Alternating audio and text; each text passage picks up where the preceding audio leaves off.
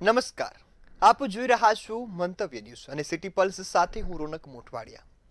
દર્શક મિત્રો, ગુજરાતમાં શિક્ષણની શું સ્થિતિ છે સૌ કોઈ જાણે છે. ધીમે ધીમે ગામડાઓમાં સરકારી શાળાઓ બંધ થતી નજરે પડે છે, તો મનપાઓમાં પણ આવી જ સ્થિતિ છે. મનપાની શાળાઓ પણ ધીરે ધીરે બંધ થઈ રહી છે.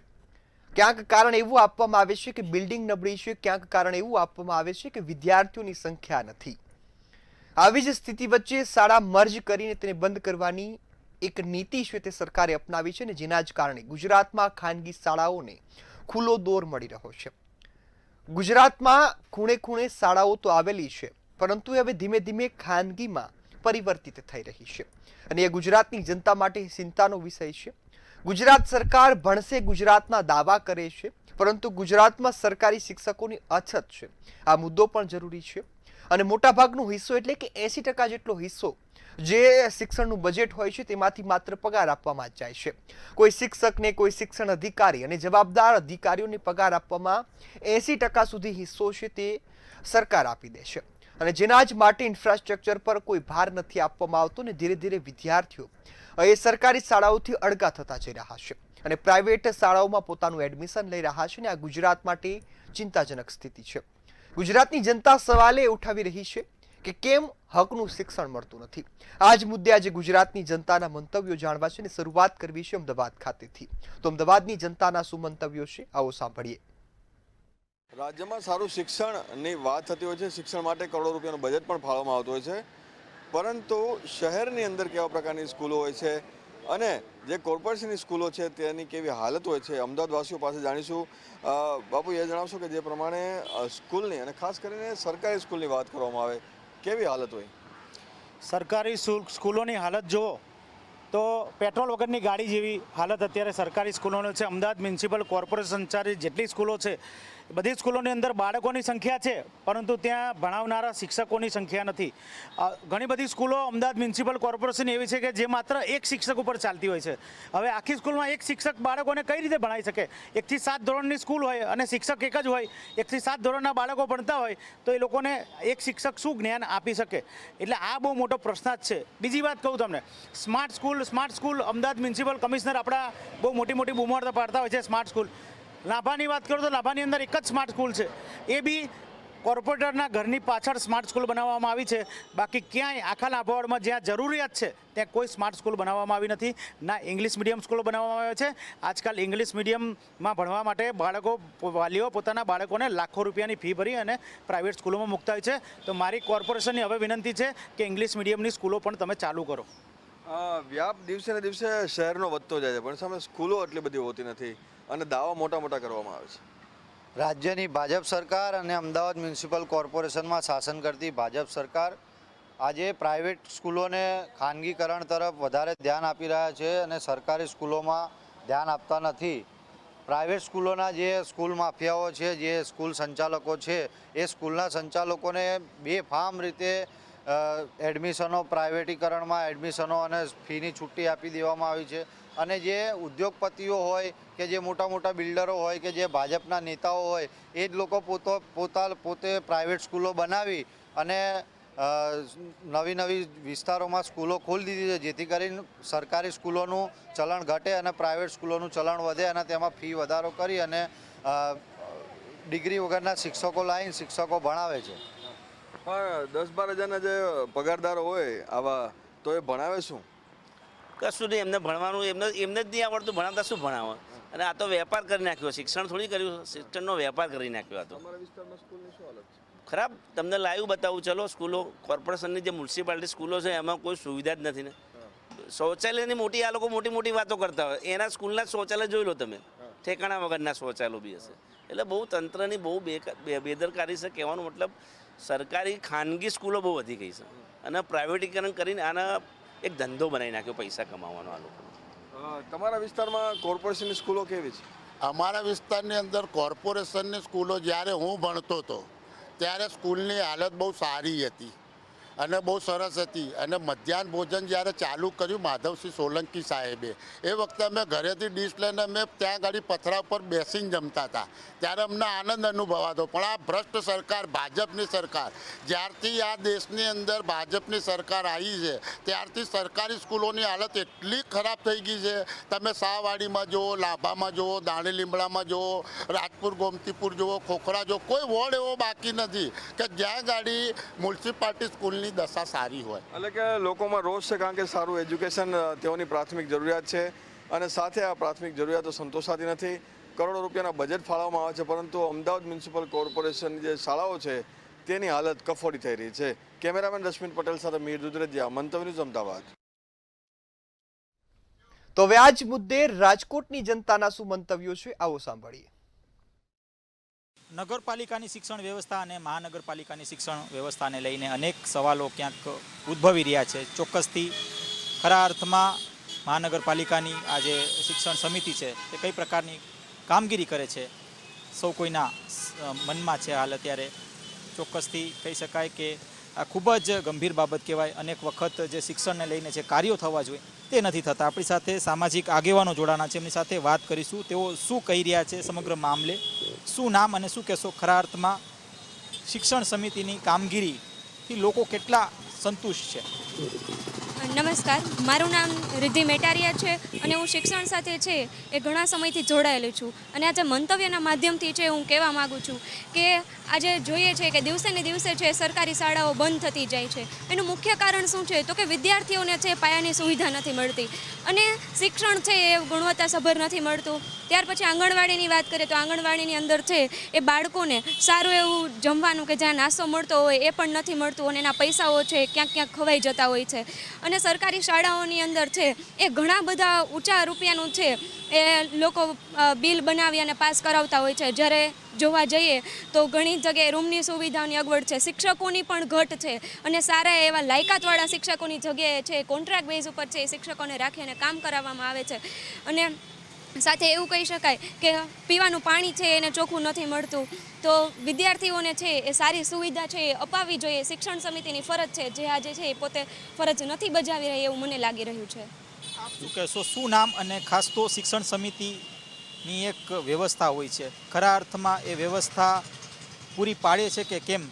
મહાનગરમાં અત્યારે કઈ પ્રકારની સ્થિતિ છે? રાજકોટ મહાનગરની વાત કરીએ તો એઝ અ સોશિયલ એક્ટિવિટીઝ હું એટલું કહેવા માંગીશ કે મારું નામ અવની જાગાણી અને રાજકોટ મ્યુનિસિપલ કોર્પોરેશનની અંદર આજે ગરીબ બાળકો જે છે હજારો ગરીબ બાળકો સરકારી શાળામાં ભણી રહ્યા છે, પણ એ શાળાની અંદર સારી એવી સુવિધા નથી મળતી. શિક્ષણોની અછત, શિક્ષકોની અછત છે, ઇન્ફ્રાસ્ટ્રક્ચરમાં ઘણા એવા સુધારો કરવાની જરૂરિયાત છે. ગરીબોને જો સારું શિક્ષણ મળશે તો એ રોજગાર મેળવવા માટે સક્ષમ બનશે. જો રોજગાર મેળવશે તો પરિવાર સક્ષમ બનશે અને જો પરિવાર સક્ષમ બનશે તો આખો સમાજ મજબૂત બનશે. બસ એટલું કહેવા માંગીશ કે સરકારી શાળાઓમાં સારી એવી સુવિધા આપવી જોઈએ. પુસ્તકોથી લઈને બાળકોને બધું સમયસર આપણે પૂરું પાડવું જોઈએ. પાણી જેવી પ્રાથમિક સમસ્યાઓ છે એ બધું સમયસર આપણે પૂરું પાડવું જોઈએ. તમે શું કહેશો, શું નામ અને શું કહેશો કે મનપાનો જે એરિયા છે તે દિવસે ને દિવસે વધી રહ્યો છે. આ એરિયો જ્યારે વધે છે ત્યારે ખરા અર્થમાં શિક્ષણની વ્યવસ્થા વધે છે કે કેમ? સૌથી પહેલાં તો મારું નામ હાર્દિક રાબડિયા છે અને રાજકોટ મહાનગરપાલિકાની વાત કરી તો થોડા સમય પહેલાં જ રાજકોટ મહાનગરપાલિકામાં ઘણા નવા વિસ્તારો છે એનો સમાવેશ કરવામાં આવ્યો છે. તો આપણે જોઈએ છીએ કે વિસ્તારો વધે છે, પણ વિસ્તારો વધવાની સાથે, પબ્લિક વધવાની સાથે મહાનગરપાલિકામાં જે સુવિધાઓ વધવી જોઈએ શાળાની છે, બરોબર, એ સુવિધાઓ સરકારી શાળાની વધી નથી રહી. અત્યારે શિક્ષણની વાત કરવામાં આવે ને તો સરકાર એટલી બેબસ કેમ છે કે જે શાળા છે એનું નિર્માણ કરવાનું છે અને એ પોતે જે સારી રીતે ચલાવવાની છે તો એ પીપીપી નામના કોન્ટ્રાક્ટ ઉપર આપી દે છે. શું રાજકોટ મહાનગરપાલિકા એટલી સક્ષમ નથી કે આ લોકો જે પીપીપીની સ્કીમ લઈ આવ્યા છે અને કોઈને ચલાવવા આપી દેવાની એવા કોન્ટ્રાક્ટ ઉપર સરકારી શાળાઓને ચલાવવા આપી દેવામાં આવે છે? મારું મંતવ્યના માધ્યમથી એ કહેવાનું છે કે આ જે પ્રકારના કોન્ટ્રાક્ટ બેઝની જે સુવિધાઓ છે એમાં ક્યાંક ને ક્યાંક સરકારી શાળાના જે બજેટ ફાળવવામાં આવે છે તેમનો ભ્રષ્ટાચાર થાય છે. આજે આપણે જોઈ લ્યો કે કોન્ટ્રાક્ટવાળી શાળાઓ છે એમાં જે વિદ્યાર્થીઓને બેન્ચ મળવી જોઈએ, જે ભોજનની સુવિધાઓ હોવી જોઈએ, ક્યાંક ને ક્યાંક આ કોન્ટ્રાક્ટને કારણે આ ભ્રષ્ટાચાર જોવા મળે છે. મહાનગરપાલિકાની અત્યારે આ હાલત છે. તમે શું કહેશો, શિક્ષણ સમિતિની જે વ્યવસ્થા લાગે છે કે કેટલી મહાનગરમાં કેટલી અસ્તિત્વમાં છે? મારું નામ પ્રદીપ સોરઠિયા છે. શિક્ષણ સમિતિમાં જે અત્યારે આમ જોઈએ તો સ્કૂલો બહુ જ ઓછી છે. વિદ્યાર્થીઓ જે દિવસે ને દિવસે વધતા જાય છે, પણ સરકારી સ્કૂલનું એટલું નિર્માણ નથી કરી શકતી મહાનગરપાલિકા, તો એ જરૂરિયાત પૂરી કરવી જોઈએ. તો આપણી સાથે સામાજિક આગેવાનો જેવું જણાવી રહ્યા છે કે હાલ અત્યારે નગર પ્રાથમિક શિક્ષણ સમિતિ હોય કે પછી મહાનગરપાલિકા શિક્ષણ સમિતિ હોય, આ તમામ જે શિક્ષણ સમિતિ છે તે વ્યવસ્થા ઊભી તો કરી છે, પણ એ વ્યવસ્થા જે પોતાની જે કામગીરી છે તે કામગીરી નથી કરતું, અને તેના જ કારણે જે કહી શકાય કે જે ઘણા જે વિદ્યાર્થીઓ છે તે શિક્ષણથી વંચિત રહે છે. જે માળખાકીય સુવિધા જે ઉપલબ્ધ થવી જોઈએ તે પણ કોર્પોરેશન દ્વારા નથી થતું, અને તેના જ કારણે અનેક જે વિદ્યાર્થીઓ છે તે ક્યાંક ને ક્યાંક શિક્ષણ નથી લઈ શકતા, અને તેની જે સીધી અસર છે તે સમાજ ઉપર પડે છે. કોર્પોરેશન લલિત વ્યાસ સાથે ધ્રુવકુંડેલ, રાજકોટ. તો હવે આ જ મુદ્દે વડોદરાની જનતા શું કહી રહી છે, આવો સાંભળીએ. મહાનગરપાલિકા સંચાલિત નગર પ્રાથમિક શિક્ષણ સમિતિની શિક્ષણ વ્યવસ્થાને લઈને પ્રશ્ન ઉઠવા પામ્યા છે. ખાસ કરીને વાત કરીએ તો મહાનગરપાલિકાની શિક્ષણ સમિતિની સ્કૂલોમાં સુવિધા સ્ટાફની અછત ચર્ચામાં આવી છે. શહેરની જનસંખ્યા વધી રહી છે, ત્યારે નવી સરકારી સ્કૂલો કેમ નથી વધી રહી તે પણ એક પ્રશ્ન ઉઠવા પામ્યો છે. શિક્ષણ વ્યવસ્થા ધીમે ધીમે નિજી સ્કૂલ તરફ વળી રહી છે. સસ્તું અને ગુણવત્તા યુક્ત શિક્ષણ અંગે ઉઠી રહ્યા છે મોટા પ્રશ્નો. વાલીઓમાં વધતી ફી અને પ્રવેશ મુદ્દે પણ ચિંતા વ્યક્ત કરવામાં આવી રહી છે. મહાનગરપાલિકા પાસે નવી શાળાઓ શરૂ કરવાની માંગ ઉઠી છે, ત્યારે શહેર શિક્ષણ ભવિષ્ય ઉપર ચર્ચા વધુ ગરમાઈ રહી છે. તેને લઈને જ તમામ અનુભવ વિશેષ ઉપસ્થિત છે. આપણે તેમની સાથે વાત કરીશું. મહેશભાઈ, શું કહેવા માંગશો જે પ્રમાણે મહાનગરપાલિકા સંચાલિત નગર પ્રાથમિક જે શાળાઓ છે તેને લઈને? ઉદ્યોગપતિ દ્વારા જે લોકો સત્તા પર બેઠા છે એ શિક્ષણનું વેચાણ કરી રહ્યા છે, અને પોતે વેચાણની એ દલાલીની અંદર વડોદરાની વાત કરીએ તો મહાનગરપાલિકાની જે શાળાઓ છે એ ક્યાં બીજા કારણે જર્જરિત હોવાના કારણે મહારાજા સયાજીરાવ ગાયકવાડના સમયની તમે વોર્ડ નંબર 1 ની સરકારી શાળાને જોવા જાવ તો આજે કોર્પોરેશનના અમલદારો ત્યાં બેસે છે, પણ વિદ્યાર્થીઓને ત્યાં આવવાનો મોકો નથી મળતો. એનું કારણ એક જ છે કે આ વિદ્યાર્થીઓ શાળાઓ બંધ થાય તો જ આ ખાનગી સ્કૂલો વાળાઓને માલેતુજારોને ફાયદો થાય. એટલે માલેતુજારોને ફાયદો કરવા માટે શિક્ષણનું વ્યાપારીકરણ થઈ રહ્યું છે, અને આ સરકાર એવું નથી ઈચ્છતું કે કોઈ જાણકાર જો એજ્યુકેટેડ બાળક ગરીબ વર્ગનો હોય અને ભણીને શિક્ષિત થાય તો ન્યાયની વાત કરે, હકની વાત કરે. એટલે ન્યાયની અને હકની વાત કોઈ કરી ના શકે, એટલા માટે આ લોકોએ શિક્ષણનું વ્યાપારીકરણ કર્યું. વડોદરાની અંદર મોટાભાગની શાળાઓ જર્જરિત મકાનો હોવાના બાના હેઠળ બંધ કરવામાં આવી છે. સરકારી શાળાઓ બંધ થશે તો આ લોકોને એ લોકો મદદ કરશે ને પાછલા બારણે. આ લોકોનો હેતુ ફક્ત ને ફક્ત એટલો જ છે કે પ્રાઇવેટાઇઝેશન થઈ જાય, ધારાસભ્યોની, સાંસદોની, કાં તો ભારતીય જનતા પાર્ટીના ઉદ્યોગપતિઓની જે કોઈ પણ સ્કૂલો છે એ સ્કૂલો ભરાય, એના અગેન્સ્ટમાં એ લોકોના પિટ્સ એન્ડ ફોલ્સ જે બેનિફિટ થતા હોય, જે લાભ થતા હોય એ લાભ એ લોકો લઈ લે. એટલે વડોદરાની જનતા જાગે, અને વડોદરાનો દરેક માણસ કઈ કરોડપતિ નથી. તો વડોદરામાં શિક્ષણ સમિતિના નામે લોકોને બધું બહુ કરો છો, તો નવી સરકારી શાળાઓ ખોલવામાં આવે એવી જાડી ચામડીના મગરોને અમે હાથ જોડીને પ્રાર્થના કરીએ. નવી સરકારી શાળાઓ ખોલવી જોઈએ તેવી માંગ ઉઠી રહી છે. શું કહેશો? શિક્ષણ વ્યવસ્થા ધીમે ધીમે નિજી સ્કૂલ તરફ વળી રહી છે, આપણું શું? જો વાસ્તવિકતા જોવા જઈએ ને તો વર્ષોથી વડોદરા શિક્ષણ માટે પ્રખ્યાત જ રહ્યું છે. વડોદરા અને ગુજરાત, ખાસ કરીને વડોદરા એટલે કે શ્રીમંત મહારાજા સયાજીરાવ ગાયકવાડે આપેલું MS યુનિવર્સિટીમાં જ્યારે અમે અમારા વિદ્યાર્થી કાળમાં હતા, સ્કૂલમાં અમે અમારી બહેનોને MS-માં મૂકવા જતા હતા, ત્યારે બીજા દેશની વિદ્યાર્થીઓ ત્યાં આપણી ભાષામાં સ્નાતક થવા માટે આવતા હતા. આ એક ગૌરવની વાત 90ના દશકની હતી. વર્તમાન સમયમાં MS તો એક તો અખાડો બનાવી દીધો છે ચૂંટણીનો ને એનો, બરોબર છે, રાજકીય. બીજી વાત જો આપણે કરવા જઈએ ને તો શિક્ષણ સમિતિ સંચાલિત શાળાઓની જે દુર્દશા છે એના માટે ક્યાંક ને ક્યાંક જવાબદાર જોવા જઈએ ને તો અત્યારના આગેવાનો જ છે. તમે જોવા જાઓ તો શિક્ષણ સમિતિ સંચાલનમાં જે લોકો જોડાયેલા છે એમના કોઈના બી બાળકો શિક્ષણ સમિતિની શાળામાં ભણી રહ્યા છે. આપ જોવા જાઓ કાર્યકર્તા, કાઉન્સિલર, ધારાસભ્ય, મંત્રી, સાંસદ, મેયર, કલેક્ટર કે મ્યુનિસિપલ કોર્પોરેશનના કોઈ બી ટોપ લેવલના હોદ્દેદારના બાળક કે બાળકીઓને જોશો ને તો કઈ સ્કૂલમાં ભણી રહ્યા છે એની એકવાર તપાસ થવી જોઈએ.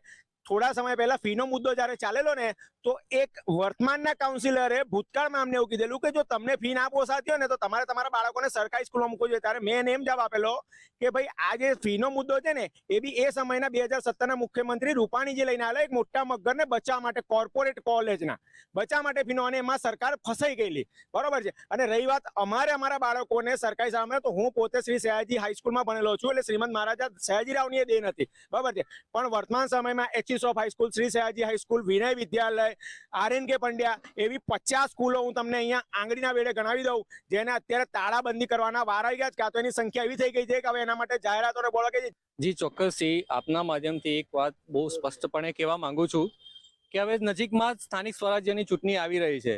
તો આપના માધ્યમથી હું ગુજરાતના મુખ્યમંત્રીશ્રીને એક અપીલ કરવા માંગુ છું કે આ વખતે એક નિયમ એવો લાવી દો, જે પણ 76 કોર્પોરેટર ચૂંટાઈને આવે એમના કોઈ પણ પરિવારના તમામ બાળકોને શિક્ષણ સમિતિની સ્કૂલમાં મૂકવાના. તો બધા જ પ્રોબ્લેમનું સોલ્યુશન ત્યાંથી નીકળી જશે. વિશ્વગુરુ બનવું છે, પરંતુ આપણી શાળાઓમાં ગુરુનો અભાવ છે. તો આવી સ્થિતિમાં આપણે વિશ્વગુરુ કેવી રીતે બનીએ?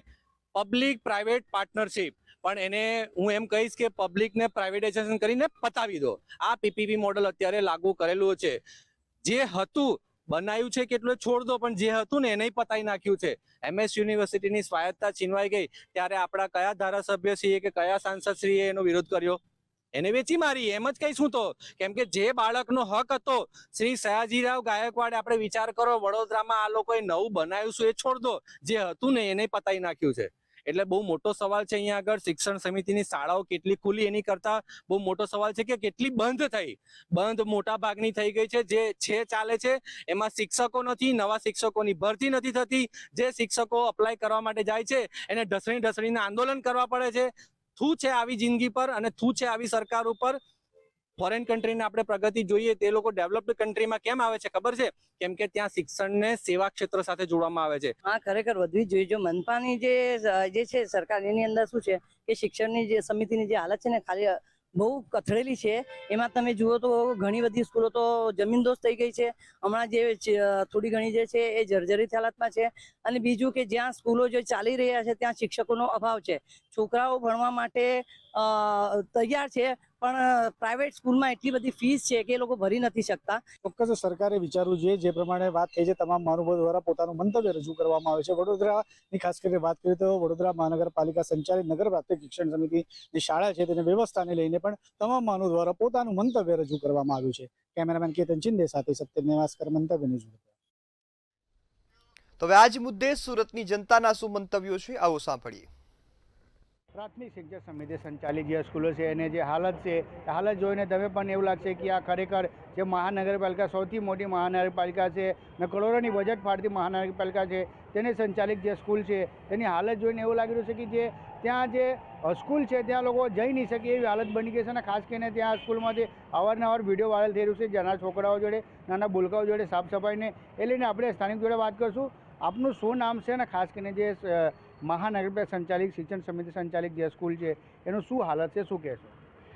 જે સુરત મહાનગરપાલિકા દ્વારા જે સંચાલિત સ્કૂલો, મહાનગરપાલિકાની સ્કૂલો છે, આજે જોઈએ તો સ્કૂલો પણ ખાડે પડી રહી છે. આજે વિદ્યાર્થીઓ પાસે કચરો ઉઠાવવામાં આવે છે, ક્લાસ સાફ કરાવવામાં આવે છે. કોઈ શિક્ષકોની ભાઈ એટલી ભરતી નથી કે છોકરાઓને પૂરું શિક્ષણ મળી રહે.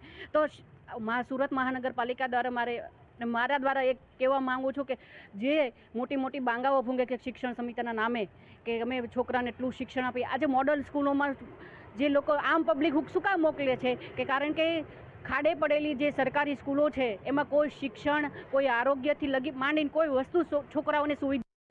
કહેવા માટે તો સરકારી સ્કૂલો સારી છે. એ લોકો મોટા મોટા બાંગા ફાંકે છે કે સ્કૂલો, સરકારી સ્કૂલમાં ભણાવવું જોઈએ, છોકરીઓ ભણાવો, છોકરાઓ ભણાવો. પણ તે જ હિસાબે અગર આપણે સ્કૂલમાં જઈએ તો પાણીની અછત હોય છે. છોકરાઓ ક્લાસરૂમ સાફ કરતા હોય, કચરો ઉચકતા હોય. મધ્યાહન ભોજનમાં બી પછી થોડોક અમુક ટાઈમે ઓછું ખાવાનો એ પ્રોબ્લેમ થતી હોય છે. એવી જ રીતે આપણે જોવા જઈએ તો સ્કૂલમાં પ્રાઇવેટ સ્કૂલો ફૂલ ભરી ધમધમતી થાય છે. અને આ લોકો સરકારી સ્કૂલમાં બાળકો આવતા નથી કરીને સ્કૂલો બંધ કરે છે. તે મેઇન વિષય છે કે સ્કૂલો બંધ કેમ થાય છે? જ્યારે ભણતર અને શિક્ષા પબ્લિકને મળતું જ નહીં હોય, વ્યવસ્થિત ભણતર નહીં મળતું હોય તો જ સ્કૂલો બંધ થાય ને સરકારી. વિજયભાઈ છે એમની જોડે. આપનું શું નામ છે અને ખાસ કરીને જે શિક્ષણ સમિતિ સંચાલિત સ્કૂલો છે એનું દશા શું છે, એના દિશા શું છે, કેમ કે એમાં શિક્ષકને પણ અછત છે, એના છોકરાઓ ભણવા આવતા નથી? ધીરેન્દ્રસિંહ સોલંકી, વિદ્યાર્થી નેતા, સુરત શહેર. સુરત મહાનગરપાલિકાની શિક્ષણ સમિતિ પહેલેથી જ વિવાદોમાં ઊભી થયેલી શિક્ષણ સમિતિ છે. જ્યારે દેશના વડાપ્રધાનને, જ્યારે દેશના મુખ્યમંત્રીને શિક્ષણ મંત્રી જ્યારે એવું કહેતા હોય કે બનેગા પડેગા તभी બનેગા ઇન્ડિયા, બેટી બચાવો બેટી પઢાઓ, પરંતુ એ બધું માત્ર ખાલી કાગળ પર ભાજપની સરકારમાં દેખાઈ રહ્યું છે. 25 વર્ષથી વધારે સમયથી ગુજરાતમાં ભાજપની સરકાર છે, પરંતુ સુરત શહેરમાં શિક્ષણ સમિતિમાં બાળકો પાસે કચરો ઉઠાવવામાં આવે છે, બાળકો પાસે ઝાડુ મરા, બાળકો પાસે વિદ્યાર્થી ઓફિસ સાફ કરવામાં આવે છે. તો જો આ વિદ્યાર્થી જ્યારે ભણવા માટે ત્યારે દેશનું ભવિષ્ય માટે આવું કામ કરવામાં આવશે, તે ભારતીય જનતા પાર્ટીને કલંકિત કરે એવું એક કૃત્ય કરી રહ્યા છે. જ્યારે પ્રિન્સિપલને સસ્પેન્ડ કરવાની વાત હોય ત્યારે ભાજપના શાસક પક્ષના નેતાઓ માત્ર કાન આગળ હાથ આડા કરે છે. એટલે અમે એનો નિંદનીય વાત કરીએ છીએ અને એનો વિરોધ કરીએ છીએ. અને આવનાર સમયમાં જો વિદ્યાર્થીઓ પાસે આવું કોઈ પણ કૃત્ય કામ કરતા દેખાશે તો વિદ્યાર્થી સંગઠન તેને જરાક પણ ચાખી નહીં લે. જ્યારે મહિલા પાક હોય, ગમે તે પાક હોય, કોંગ્રેસ સમિતિ એનો જોરદાર વિરોધ કરશે. આવનાર સમયમાં જો શિક્ષણ સમિતિ નહીં સુધરશે તો એનો ઘેરાવો કરવો પડે કે એ શિક્ષણ સમિતિના ચેરમેનનું મોઢું કાળું કરે પડે તો પણ વિદ્યાર્થી તરીકે અમે એ કરીશું. વિજયકભાઈ છે એમનું જોડે. આપણું શું નામ છે ને શું કહેશો? જે હિસાબે સંચાલિત જે સ્કૂલો છે શિક્ષણ સમિતિ, શું કહેશો, આમાં કેવી દશા છે? મારું નામ છે નિકુંજ પાડીરા. હું અનુસૂચિત જાતિ સુરત કોંગ્રેસના કાર્યકારી પ્રમુખ છું. હાલમાં જે શિક્ષકોની જે વાત છે કે સફાઈઓ કરાવે છે, સફાઈઓ માટે તમે જોઈ શકો છો કે હાલમાં વિડીયો હું તમને બતાવું છું. અમરોલી સ્કૂલનો છે ગામનો. આ વિદ્યાર્થી બધે ટીચર સફાઈ કરાવી રહી છે. બીજું કે સુરત મહાનગરપાલિકા જે નગર પ્રાથમિક શાળા છે તે આકાર અને એવી નામની એજન્સી, સુકાની નામની 2 એજન્સી છે. એ એજન્સીની અંદર ક્લાર્કો લે છે. ક્લાર્કોને પગાર આપે છે 14,500 રૂપિયાની. ત્યારે સુરત મહાનગરપાલિકાનો 21,500 પગાર ફાળવેલો છે સુકાન અને આકારની એજન્સીને, બરાબર. તો તેના માટે બી વારંવાર મેં ફરિયાદી કરી છે, તો એ કર્મચારીઓને બી કોઈ પગારનું પૂરેપૂરું ભથ્થું મળતું નથી. એટલે સુરત મહાનગરપાલિકાની જેટલી બી નગર પ્રાથમિક શાળાઓ છે સફાઈ કરાવે છે. અગર કોઈ ટેમ્પામાં ચોપડા આવે તો ચોપડાઓ બી એ લોકો શિક્ષકો વિદ્યાર્થી પાસે ઉપાડ આવે છે અને ટેમ્પાવાળા પાસે જે એ લોકોનું કમિટમેન્ટ હોય, જે કમિશન લઈ લે છે અને વિદ્યાર્થીઓને ચા નાસ્તો કરાવીને એ લોકો વહેતરાગીરી કરાવે છે સ્કૂલોમાં. તો ખાસ કરીને વાત કરીએ જે શિક્ષણ સમિતિ સંચાલિત છે સુરત મહાનગરપાલિકાની સ્કૂલ છે ને જે એની દશા અને દિશા બંને ખરાબ છે. કે ભાઈ ખાસ કરીને જે એકને એક વિડીયો વાયરલ થયું છે, કઈ વખત વિડીયો વાયરલ થયું છે, ખાસ કરીને છોકરાઓને સફાઈ હોય કે કંઈ પણ જે શિક્ષકનું કામ એ કરવા માટે કે સ્કૂલને જે કંઈ કામ એ કરવા માટે ઘણા વિડીયો વાયરલ છે. અને ખાસ કરીને જ્યારે સુરત મહાનગરપાલિકા આટલી મોટી મહાનગરપાલિકા તેને સંચાલિત જે સ્કૂલો છે એ સ્માર્ટ હોવી જોઈએ, એ લોકોની માંગ છે. મંતવ્ય ન્યૂઝ સુરતથી દીપક રાય. તો હવે આજ મુદ્દે ભાવનગરની જનતાના શું મંતવ્યો છે, આવો સાંભળીએ. મનપા અંતર્ગત જે સમિતિની શાળાઓ આવેલી છે તેને લઈને હાલ ભાવનગરના લોકો છે તે શું કહે છે તે જાણશું અને આગળ વાત કરીએ તો મનપાની કેવી રણનીતિ આ બાબતે હોવી જોઈએ તે પણ પૂછશું. વાત કરવામાં આવે પ્રકાશભાઈ તો મનપાની જે શિક્ષણ સમિતિની જે સ્કૂલો છે તેને કઈ રીતે વિકસાવવી જોઈએ અને કઈ રીતે આગળ વધારવી જોઈએ, અત્યારે હાલ જે છે તે સ્થગિત થયું હોય તેવું લાગી રહ્યું છે. તમે શું કહેશો? હું ભાવનગર અત્યારે શિક્ષણ સમિતિનો સદસ્ય છું અને મને જ્યાં સુધી લાગે 5 વર્ષ મેં પૂર્ણ કર્યા એ દરમિયાન મને જે લાગે કે ભાવનગરમાં એક સમયે 85 સ્કૂલ ભાવનગરમાં કોર્પોરેશનમાં સરકારી સ્કૂલ ચાલતી હતી. આજે કમનસીબે 68 સ્કૂલ, 55 બિલ્ડિંગ છે પણ 68 સ્કૂલ, એક જ સ્કૂલમાં 2 સ્કૂલ ચાલે છે. એનો મતલબ એમ થાય કે સ્કૂલો ઘટી છે. ખરેખર હું એવું માનું છું છેલ્લા 2 વર્ષમાં સરકારી સ્કૂલમાં બાળકો વધ્યા છે. એનું કારણ એ છે બેકારી અને રોજગારીના કારણે લોકો પાસે કોઈ વિકલ્પ નથી, એટલા માટે સરકાર સ્કૂલ તરફ વળ્યા છે. કમનસીબે આ શાસકો અધિકારી મને એવું લાગે છે એની અનાવડતના કારણે, અને મને એવું લાગે છે લગભગ ગુજરાતમાં જેટલી પ્રાઇવેટ ખાનગી સ્કૂલો હાલે છે એ લગભગ ભારતીય જનતા પાર્ટીના કાર્યકરોની ચાલે છે. એના કારણે એને પ્રમોટ કરવા માટે હું એવું લાગે છે કે સરકારી સ્કૂલ નબળી પડે એમાં જ આ લોકો ઈચ્છે છે. જો વાત કરવામાં આવે તો શાસકોની દોગલી નીતિ હોય અને શિક્ષકો છે તે ક્યાંક ને ક્યાંક બીજા કામમાં પણ લાગ્યા હોય, તેમાં પણ બાળકોનું અને છોકરાઓનું ભવિષ્ય બગડી રહ્યું હોય તેવું લાગી રહ્યું છે. હાલ હજુ પણ આપણે પૂછશું, આગળ વાત કરવામાં આવે તો શાળાઓ છે તે વધવી જોઈએ કે નહીં, તમારું શું કહેવું છે? તમે છેલ્લા 20 વર્ષમાં તમે સરકારી આંકડો સમજો, છેલ્લા 20 વર્ષમાં ગુજરાતની વસ્તી વધી તો વિદ્યાર્થીઓ પણ વધ્યા, તો શાળાઓ વધવી જોઈએ, તેમ છતાં શાળાઓ ઘટતી જાય છે. આ સરકારની શિક્ષણ નીતિ કોઈ પણ સંજોગોમાં સમજી શકાય એવી નથી. સરકારી શાળાઓ બંધ થાય અને પ્રાઇવેટ શાળાઓ કેમ વધે, પ્રાઇવેટ શાળાઓમાંથી આવકો કેમ ઊભી થાય, એ જ પ્રકારની આ સરકારની નીતિ રહી છે. અને જો આવી આ સરકારની નીતિ રહી, આજે તમે જુઓ પ્રાઇવેટ શાળા નવી બનાવવા માટે, ખોલવા માટે અનેક અરજીઓ સરકાર પાસે આવે છે અને મંજૂરીઓ પણ આપે છે. તો સરકારને ખબર છે કે ભાઈ જે પ્રાઇવેટ શાળાને મંજૂરી અમે આપવાના છીએ એમાં છોકરાઓ તો આવવાના જ, વિદ્યાર્થી આવવાના, તો ત્યાં સરકારી શાળા શા માટે ન કરવી? તો આ સરકાર ભાજપની જ્યારથી આવી ત્યારથી શિક્ષણ નીતિ નબળી થાય અને નબળા વર્ગના લોકો, પછાત વર્ગના લોકો એ શિક્ષણથી કેમ વંચિત રહી જાય? જો એ શિક્ષણ પ્રાપ્ત કરશે, શિક્ષણ પ્રાપ્ત કરે અને ભણે ગણીને કાયદો સમજશે તો સરકારની સામે પોતાનો અધિકાર માંગશે, સિંગડા ભરાવશે. એટલે અભણ પ્રજા રહે, નવી પેઢી ભણે નહીં અને આમનું એમ નામ હાલ્યા રાખે એવી આમની નીતિ રહી છે. અને જો આવી નીતિ રહી તો સમગ્ર દેશના વિકાસમાં મોટી બાધા આવે. તો અત્યારે સરકારી સ્કૂલને લઈને કમનસીબે છે તે પ્રાઇવેટ સ્કૂલમાં છે તે મોકલવા પડે તેવી પોઝિશન છે. હાલ આપણી સાથે જોડાઈ ચૂક્યા છે, એમની સાથે વાત કરશું. જો વાત કરવામાં આવે તો જે નિજી સ્કૂલ, પ્રાઇવેટ સ્કૂલ ગણાય છે તેમાં આપણે છોકરાઓને મોકલીએ છીએ, પણ સરકારી સ્કૂલમાં છોકરાઓને નથી મોકલતા. તેનું કારણ શું? હમણાં બીએલઓને જે કામગીરી આપવામાં આવી તેમાં કેટલી મહિલાઓને પણ કામગીરી આપવામાં આવી હતી.